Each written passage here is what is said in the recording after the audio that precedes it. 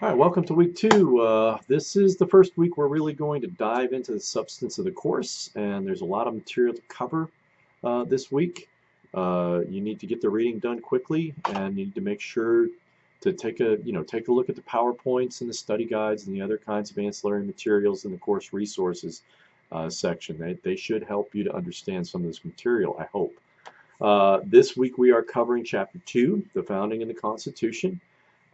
There's a good deal of history in this chapter, primarily questions revolving around the Revolutionary War.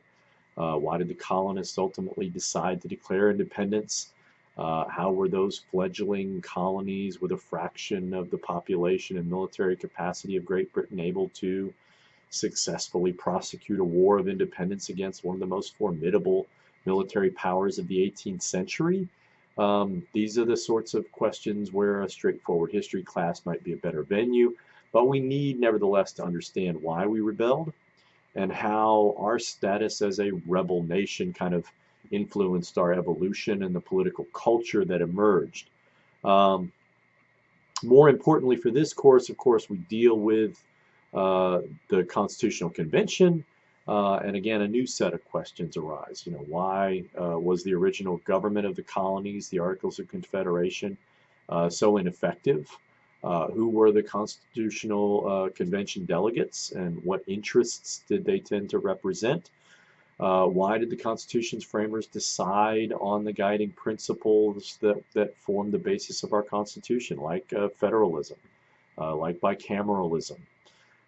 This chapter also acquaints students with the ratification debates, and it was not nearly as kind of clear cut as a lot of people may assume. You also learn how the amendment process works and why it's so difficult to amend the Constitution.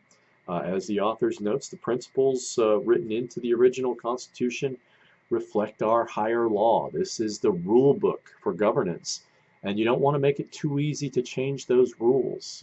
So when you look at Article 4, for example, the principle being articulated is called the full faith and credit clause.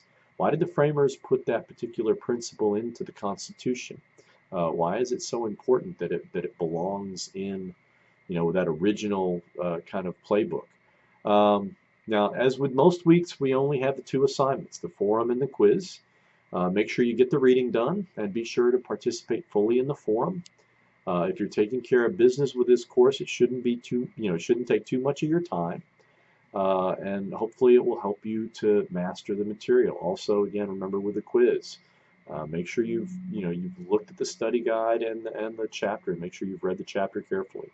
So let's have a great week.